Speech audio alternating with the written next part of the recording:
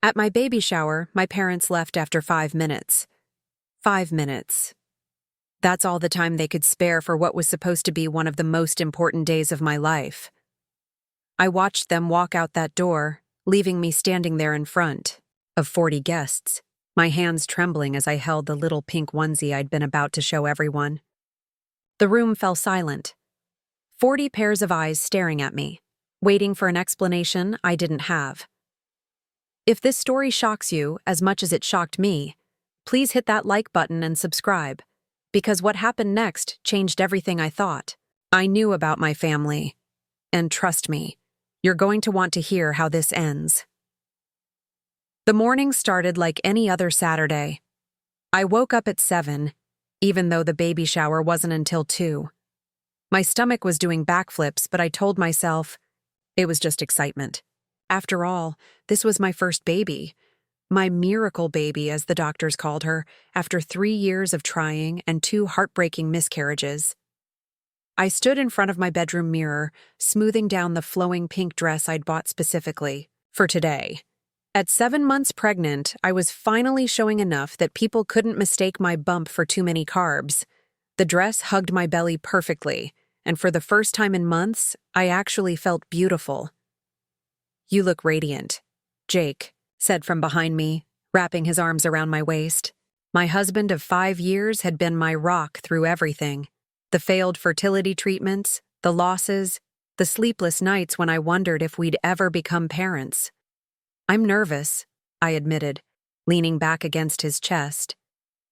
"What if no one comes?" He laughed, that warm sound that always made everything feel okay. "Are you kidding? Your mom's been talking about this shower for weeks. She's probably already at the venue, making sure every napkin is perfectly folded." That made me smile. Mom had indeed taken over most of the planning, insisting that her first grandchild deserved the most beautiful celebration. She'd rented the community center, coordinated with my sister Lisa to handle the decorations, and even insisted on making her famous lemon bars from scratch. "She just wants everything to be perfect for you," Jake continued, kissing the top of my head. "They both do. Your parents have been waiting for this grandchild almost as long as we've been waiting for her." He wasn't wrong. When Jake and I got married, Mom had started dropping hints about grandchildren almost immediately. After the first year, the hints became questions. After the second year, the questions became concerned conversations. By the 3rd year, when we finally told them we were struggling with fertility, I watched my mother's face crumble with disappointment and worry. But now, here we were. 7 months along with a healthy baby girl, and my parents couldn't have been more thrilled. Dad had already started building a crib from scratch, spending every weekend in his garage with his tools and wood stain. Mom had been knitting baby clothes nonstop, our spare bedroom already filled with tiny pink sweaters and blankets. The drive to the community center took 20 minutes, and with each mile, my excitement grew.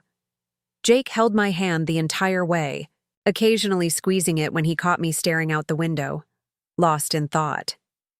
"Penny for your thoughts?" he asked as we pulled into the parking lot. "I keep thinking about my mom when I was little," I said. "How she used to talk about the day I'd have babies of my own. She'd say it would be the happiest day of her life, watching me become a mother." The parking lot was already half full, which made my heart soar. Through the windows of the community center, I could see pink and white balloons, and people moving around inside. Lisa's car was there, along with my cousin Emma's SUV. Even my college roommate Sarah had driven 3 hours to be here. But most importantly, I spotted my parents' familiar blue sedan parked right near the entrance. "They're already here," I said, practically bouncing in my seat despite my growing belly making movement awkward. "Of course they are. Your mom was probably here at noon, making sure everything was exactly how she envisioned it." We walked toward the entrance, Jake carrying the small bag of extra supplies I'd insisted on bringing, backup decorations just in case. The October air was crisp, but not cold. Perfect weather for what I hoped would be a perfect day. The moment we walked through the doors, I gasped. The community center had been transformed into a pink wonderland. Streamers hung from the ceiling in elegant swags, balloons clustered in every corner, and tables covered in soft pink tablecloths were arranged in a perfect semicircle. There was a gift table already groaning under the weight of beautifully wrapped packages and a dessert table that looked like something out of a magazine. "Oh my God," I whispered, tears immediately springing to my eyes. "It's perfect." "Surprise!" Lisa appeared from behind one of the balloon arrangements, her arms spread wide. My younger sister looked stunning in a navy dress, her blonde hair perfectly curled. She rushed over and hugged me carefully, mindful of my belly. "Lisa, this is incredible," I said, still looking around in awe. "You and Mom outdid yourselves." But even as I said it, I noticed something felt off. Lisa's smile seemed forced, and she kept glancing toward the back of the room where I could see our parents standing near the kitchen entrance. "Where's everyone else?" I asked, looking around. The room was beautiful, but aside from Lisa and my parents, it was empty. "They'll be here soon," Lisa said quickly. "You know how people are with timing." I nodded, though something about her tone made my stomach clench. Maybe it was just pregnancy anxiety, but I had the strangest feeling that something wasn't right. "Jake." And I made our way over to where Mom and Dad stood. Mom was wearing her best dress, the navy one with small flowers that she saved for special occasions. Dad looked handsome in his button-down shirt and khakis, though his usual smile seemed muted. "There's our girl," Dad said, opening his arms for a hug. "And our granddaughter."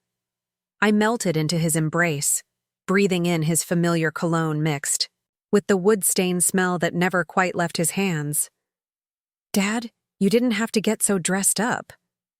"Are you kidding?" Mom chimed in, though her voice sounded strained. "This is one of the most important days of our lives." She hugged me next, but something felt different. Her embrace was too brief, too careful, and when she pulled back, I noticed her eyes were red-rimmed, like she'd been crying. "Mom, are you okay?" I asked, reaching out to touch her arm. "Of course, sweetheart. Just emotional." She forced a smile. That didn't reach her eyes. "You know how I get." More guests began arriving. My coworkers, Jake's family, neighbors, college friends. The room filled with laughter and chatter as people admired the decorations and began helping themselves to the beautifully arranged snacks. I found myself surrounded by love and well wishes, people touching my belly and asking about nursery plans and due dates. But through it all, I kept noticing my parents. They stood together near the back wall, speaking in low voices. Every time I caught my mother's eye, she'd wave and smile, but the moment she thought I wasn't looking, her face would fall back into an expression I couldn't quite read. "Time for games," Lisa announced, clapping her hands together. "Everyone grab a seat." The next hour passed in a blur of baby shower games. We played Guess the Baby Food, where guests had to identify pureed vegetables by taste alone. We did the clothespin game where you lose your pin if you say baby. We even did the classic Measuring My Belly game, which had everyone in stitches when Jake's mom guessed I was carrying twins. Through it all, I kept stealing glances at my parents. Dad participated half-heartedly in the games, his usual competitive spirit nowhere to be found. Mom barely touched the food she'd spent days preparing. "All right, time for presents," Emma announced, gesturing toward the gift table. This was the moment I'd been most excited for, not because of the gifts themselves, but because I loved watching people's faces when I opened their thoughtful presents. Each item represented someone's love for our daughter, their hopes for her future. The first few gifts were perfect: adorable outfits, soft blankets, picture books. Sarah had brought the most beautiful mobile with tiny butterflies that would hang over the crib. Jake's sister gifted us a baby monitor system that was apparently state-of-the-art. I was laughing at something my coworker had written in a card when I noticed my parents moving toward the exit. At first, I thought they were just stepping outside for air. The room had gotten quite warm with 40 people packed inside. But then I saw Mom pick up her purse from the chair where she'd left it. "Where are you going?" I called out, though I tried to keep my voice light so as not to draw attention from the other guests. Mom froze, her hand still gripping her purse strap. Dad stopped behind her, his face pale. "We just need to step out for a moment," Mom said, but she wouldn't meet my eyes. Something cold settled in my stomach. "Is everything okay?" The room had gone quiet.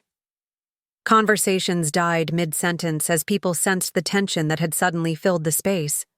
"We're fine," Dad said, but his voice cracked on the word fine. "Then why are you leaving?" I stood up from my chair, which was no easy feat at 7 months pregnant. "We haven't even cut the cake yet, and you haven't given me your gift." The silence in the room was deafening now. 40 people watching as my parents stood frozen by the door, clearly desperate to leave but unable to find the words to explain why. "Mom?" My voice was smaller now, like a child's. "What's going on?"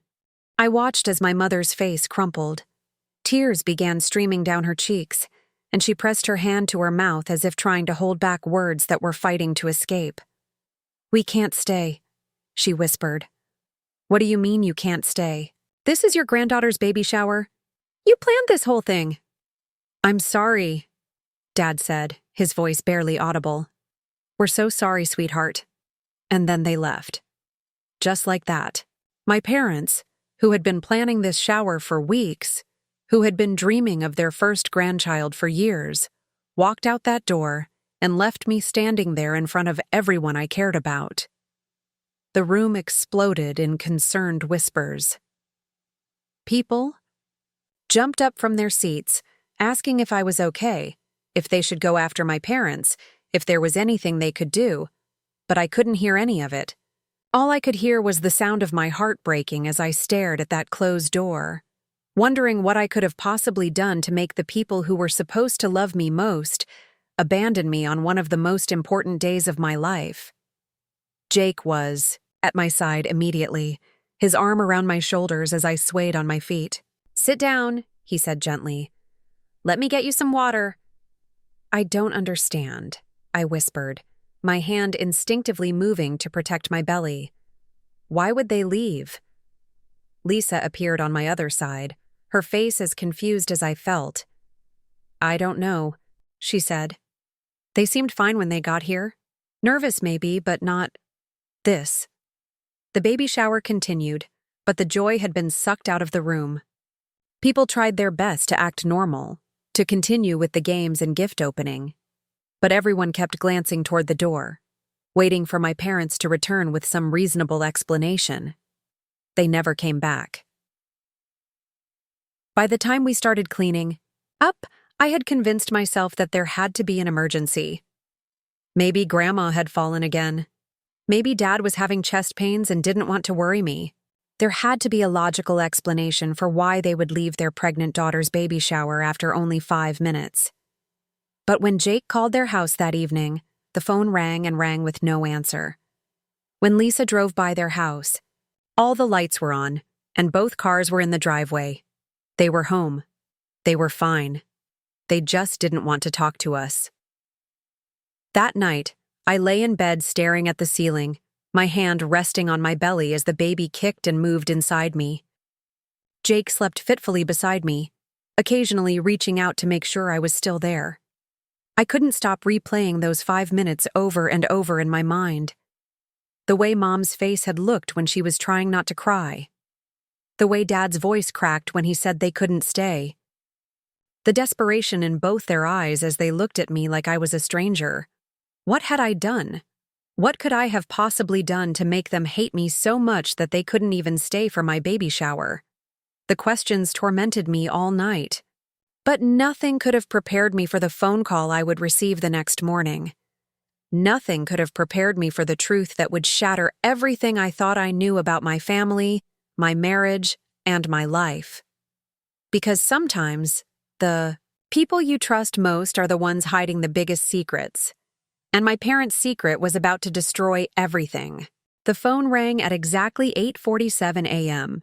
I know because I'd been staring at the clock all night, watching the minutes tick by while Jake slept beside me and our daughter kicked restlessly in my belly, as if she could sense something was wrong. "Hello?" My voice came out hoarse and broken. "Amber?"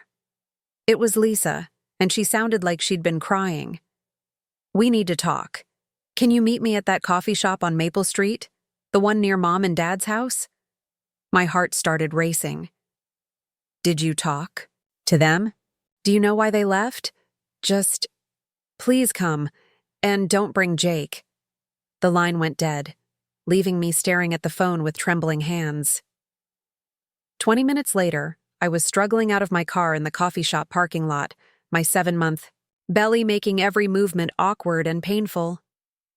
Lisa was already there, sitting in a corner booth with her hands wrapped around an untouched cup of coffee.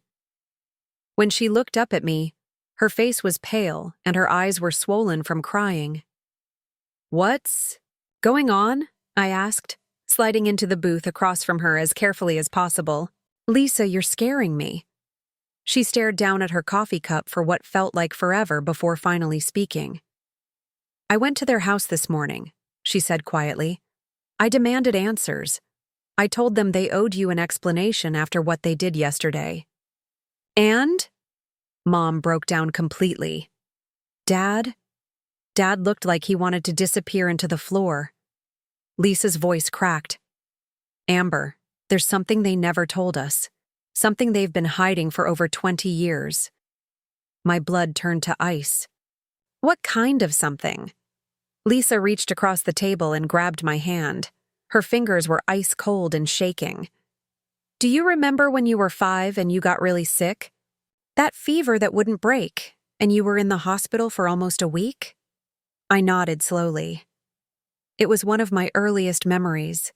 The white hospital room, the IV in my tiny arm, Mom sleeping in the chair beside my bed every single night. "You needed blood transfusions," Lisa continued. "Your blood count was dangerously low, and they had to act fast to save your life."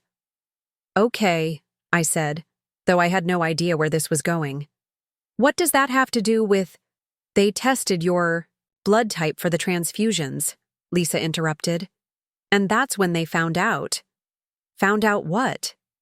The words that came out of my sister's mouth made the entire world tilt sideways. "Dad isn't your biological father." I stared at her, waiting for her to take it back, to tell me she was joking, to explain that I'd misheard her somehow. But Lisa just sat there, tears streaming down her face, waiting for the reality to sink in. "That's not possible," I whispered. "Your blood type is AB negative. Dad is O positive and Mom is A positive. It's genetically impossible for them to have a child with AB negative blood." My hands moved instinctively to my belly, as if protecting my daughter from hearing this impossible truth. "The doctors pulled them aside and explained it to them," Lisa continued. "They said there had to be some mistake, that the lab must have mixed up the results. But when they retested—" She trailed off, unable to finish. "This doesn't make sense," I said, my voice getting louder. Several people in the coffee shop turned to look at us. "If Dad isn't my father, then who is? And why are they telling us this now?" Lisa's face somehow got even paler. "Because Jake had his blood tested last month. Remember? For that life insurance policy through his work?" I nodded numbly. Jake had mentioned it in passing.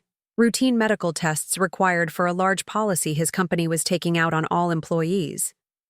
"And he's AB negative too, Amber. Just like you." The words hit me like a physical blow. I gripped the edge of the table, struggling to breathe. "So what? That's not that uncommon, is it?" But even as I said the words, I could see in Lisa's face that there was more. Something worse. "AB negative is extremely rare," she said quietly.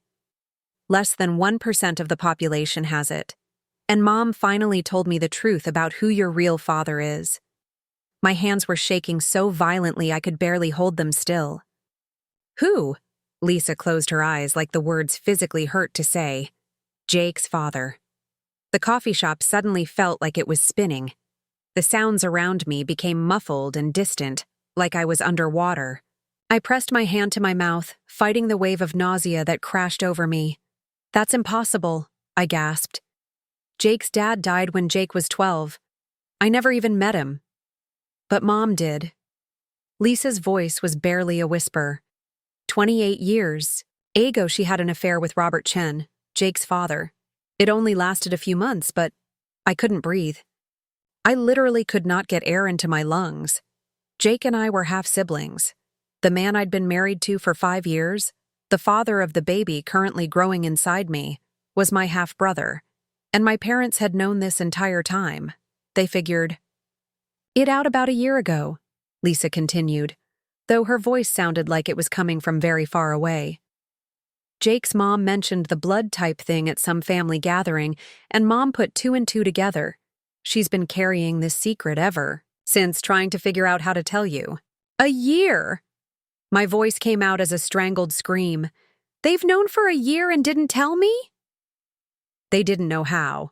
They kept hoping they were wrong, that there was some other explanation.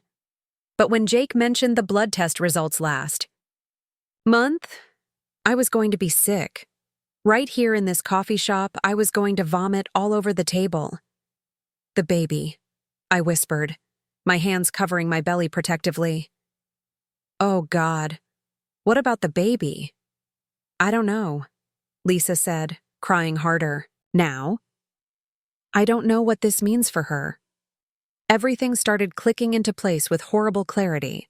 The way my parents had been acting weird for months, the strange looks they'd given Jake at family dinners, the way Mom had been unusually quiet when I'd called to tell her about the pregnancy. They'd been living with this nightmare secret, watching me plan my future with a man who was my half-brother, watching me carry a child whose parents were related by blood. "I have to go," I said, struggling to stand up from the booth. "I have to get out of here." "Amber, wait." But I was already stumbling toward the door, my vision blurry with tears and my chest tight with panic. I somehow made it to my car and sat there in the parking lot, gripping the steering wheel and trying to remember how to breathe. My phone was buzzing with text messages from Lisa, but I couldn't bear to read them. Instead, I called the one person I trusted most in the world, the person who was also my half-brother. "Hey, beautiful," Jake answered on the second ring. "How did it go with Lisa? Did you find out why your parents left yesterday?" I opened my mouth to speak, but no words came out. How do you tell the man you love that your entire relationship is built on a lie? How do you explain that the baby you're carrying together is the product of an accidental incest? "Amber? Are you there?" "I need you to come get me," I finally managed to say. "I'm at the coffee shop on Maple Street and I can't drive." "What happened? You're scaring me. Just come. Please."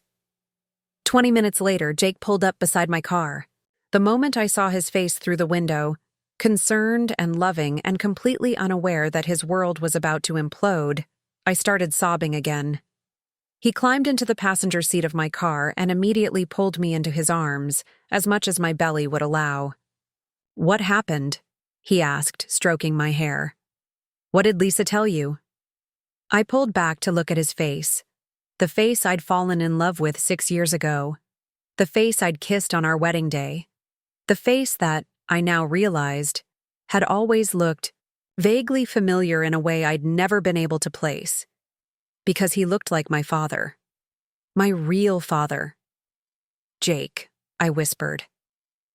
"I need to tell you something, and it's going to change everything." The concern in his eyes deepened. "Okay. You can tell me anything. Your father, before he died, did he ever mention knowing my mother?" Jake frowned, clearly confused by the question. "Your mother? I don't think so. Why would he have known? Her?" "Because 28 years ago they had an affair." I watched his face change as the words hit him. Confusion gave way to shock, then to a horrible understanding as he began to piece together what I was really telling him. "No," he said, shaking his head. "No, that's not." That can't be what you're saying. Your father is my biological father, I said, the words tasting like poison in my mouth. We have the same blood type, AB negative.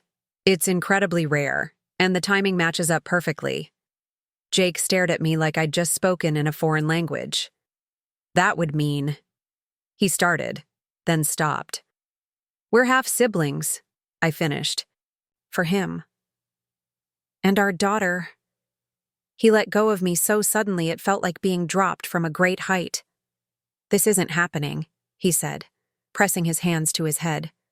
This isn't real. But it was real. As impossible and horrifying as it seemed, it was real. We sat in that car in stunned silence, both of us trying to process information that our brains simply couldn't accept. The man I loved more than life itself was my half-brother. The baby I was carrying was the product of an accidental genetic nightmare that no one had seen coming. What do we do? Jake asked finally, his voice hollow. I looked down at my belly, at the place where our daughter was growing, completely unaware of the chaos surrounding her existence. I don't know, I whispered, and for the first time since this nightmare began, that was the absolute truth. I had no idea what we were supposed to do with information that had the power to destroy our marriage, our family, and possibly our unborn child.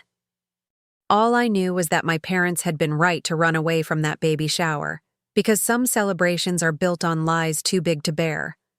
But what I didn't know yet was that this was only the beginning. The blood test revelation was just the tip of an iceberg that would reveal even more devastating secrets about my family. Secrets that would make me question everything I'd ever believed about love, marriage, and the people we trust most in this world. The next 3 days passed in a blur of doctor's appointments, genetic counseling sessions, and conversations that felt like they were happening to someone else's life. Jake and I barely spoke during those 72 hours. We moved around our house like ghosts, each of us processing the impossible reality in our own way. He slept in the guest room. I slept fitfully in our bed, my hands constantly on my belly, whispering apologies to our daughter for the mess we'd unknowingly created. The genetic counselor, Dr. Martinez, had been kind but clinical when she delivered the news we'd been dreading. The risk of genetic complications increases when parents share DNA, she'd explained, her voice gentle but matter-of-fact. However, since you're half-siblings rather than full siblings, and since this is only one generation, the risks are significantly lower than you might think. But lower risk wasn't the same as no risk, and every night I lay awake wondering what we might have unknowingly passed on to our innocent daughter. On the 4th day, I finally worked up the courage to call my parents. Mom answered on the first ring, like she'd been waiting by the phone. Amber?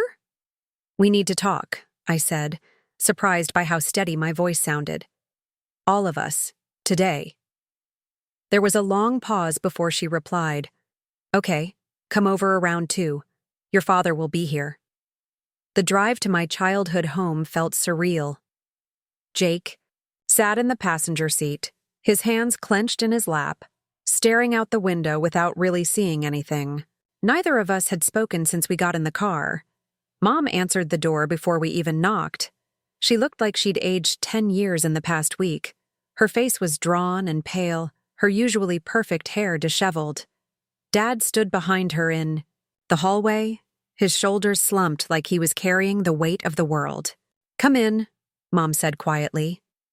We gathered in the living room where I'd spent countless childhood hours watching cartoons and doing homework. The same couch where Dad had read me bedtime stories. The same coffee table where Mom and I had worked on school projects together. Now it felt like a courtroom. I suppose Lisa told you everything, Dad said finally, breaking the suffocating silence. She told me about the blood types, I replied. And about Robert Chen. Mom flinched at the mention of Jake's father's name. But what I need to understand, I continued, my voice getting stronger, is how you could let this happen. How you could watch me fall in love with Jake, marry him, plan a life with him, and never say a word. We didn't know, Mom said, tears already starting. When you first brought Jake home, we had no idea who he was. But you figured it out eventually, Jake spoke for the first time since we'd arrived. His voice was cold, harder than I'd ever heard it. And you still said nothing. Dad cleared his throat. It wasn't until last year, at your anniversary party, when Jake mentioned his father's name and his birthday. He trailed off, unable to finish. That's when you realized, I said. Mom nodded miserably. The dates matched up perfectly, and then when you told us about the blood test. You've had a year to tell us, Jake said, his anger finally breaking through. A whole year. We could have figured this out before. He gestured toward my belly. We tried, Dad said desperately. We started to tell you a dozen times. But how? Do you destroy your daughter's marriage? How do you take away her happiness? By telling her the truth, I shouted, struggling to stand up from the couch. By giving us a choice. The room fell silent except for my heavy breathing and Mom's quiet crying. There's something else, Mom said suddenly, her voice barely audible. My blood ran cold. What do you mean, something else? She looked at Dad, who nodded slowly, as if giving her permission to continue. The affair with Robert. It wasn't just a few months like I told Lisa. Jake and I both stared at her, waiting. It lasted almost 2 years. And she took a shuddering breath. He wasn't married when it started. What are you saying? I asked, though part of me already knew. Robert and I were together first. We were engaged. The room started spinning again. Jake made a sound like he'd been punched in the stomach. You were engaged to my father? Mom nodded, fresh tears streaming down her face. We were going to be married in the spring of 1997. But then I found out I was pregnant with you, Amber, and Robert. He panicked. He said he wasn't ready to be a father, that he needed time to think. So you left him, Dad said quietly, and came to me. I was scared and pregnant and 22 years old, Mom continued. Your father, David, was my best friend. He offered to marry me, to raise you as his own. He saved us. I looked at the man I'd called Dad my entire life, seeing him with completely new eyes. You knew from the beginning that I wasn't yours? I knew, he said simply. And I didn't care. You were Helen's daughter, and I loved Helen. That made you mine too. But Robert came back, Jake said, his voice hollow. Mom nodded. 6 months after you were born. He'd married Jake's mother on the rebound, but he realized he'd made a mistake. He wanted me back. Wanted to meet his daughter. Did you? I whispered. Once. When you were about 8 months old, I brought you to the park and he was there. He held you for maybe 10 minutes. Mom's voice broke completely. You looked so much like him, even as a baby, but I couldn't do it. I couldn't destroy the life David and I were building. So you told him to stay away, Jake said. I told him I'd made my choice. That David was your father in every way that mattered, and Robert needed to respect that. And he did? Dad nodded. He moved across the country shortly after that. We heard he had a son with his wife, but we never had contact again. Until he died, I said quietly. Until he died, Mom confirmed. When Jake's mother called to tell us about the funeral, she mentioned Jake's age, and I realized. But even then, I hoped I was wrong. We sat in stunned silence, processing this new layer of complexity. Robert Chen hadn't just been some random affair. He'd been my mother's first love, her first choice. The man she would have married if not for the unexpected pregnancy that changed everything. Does Jake's mother know? I asked suddenly. Jake shook his head. I don't think so. She never mentioned knowing anyone named Helen. She doesn't know, Mom confirmed. Robert never told her about me or about Amber. As far as she knew, their marriage was his first serious relationship. More secrets, more lies, more lives built on foundations that weren't as solid as they seemed. What do we do now? I asked. The question I'd been avoiding for days finally spoken out loud. The four of us looked at each other, but no one had an answer. The counselor said the baby will most likely be fine, Jake said eventually. The genetic risks aren't as high as they could be. But that's not really the point, is it? I replied. He looked at me, and for the first time in days, I saw my husband instead of my half-brother. No, he said softly. It's not. So what are you going to do? Dad asked. I looked down at my belly, where our daughter was currently doing what felt like gymnastics routines. I don't know how to stop loving him, I said honestly. And I don't know how to be with him, knowing what I know now. Jake reached for my hand hesitantly, and after a moment, I let him take it. The marriage is legally invalid, he said quietly. We're not supposed to be married. But we are married, I replied. In every way that matters, we are. Except for the way that matters to the law. And to genetics, Mom spoke up suddenly. You could move somewhere new. Somewhere no one knows your history. You don't have to tell anyone. Live our entire lives as a lie? Jake asked. Your entire life already was a lie, Dad pointed out gently. You just didn't know it. That evening, Jake and I sat on our back porch, watching the sunset, and trying to figure out how to rebuild a life from the rubble of everything we thought we knew.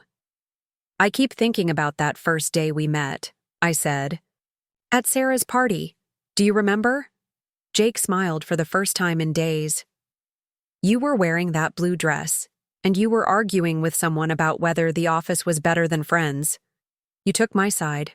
Of course I did. You were obviously right. We laughed, and for a moment, it felt like before. Like we were just Jake and Amber, two people who'd found each other and fallen in love. Do you think we would have felt it? I asked. If we'd known we were related? Some kind of instinct that would have warned us? I don't know. Maybe.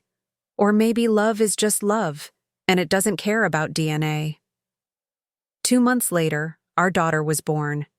Healthy, perfect, beautiful Maya Chen Rodriguez. We gave her both our last names because we couldn't decide which life we were choosing, the legal reality or the emotional one. We're still married, though we probably shouldn't be. We're raising our daughter together, though we're technically committing a crime in doing so. We love each other desperately, though that love now carries a weight it never had before. Some people would say we're selfish. That we should have gotten divorced the moment we found out the truth. That we should have given Maya up for adoption to a family without our complicated genetics. But here's what I've learned. Families are built on more than blood. Love is more complicated than law. And sometimes the right choice isn't the legal choice or the easy choice. It's the choice that honors the life you've already built together. My parents were wrong to hide the truth from us. But they were also trying to protect something beautiful. A love story that shouldn't have existed but did anyway. As for Maya, she's 3 now, and she's perfect in every way that matters.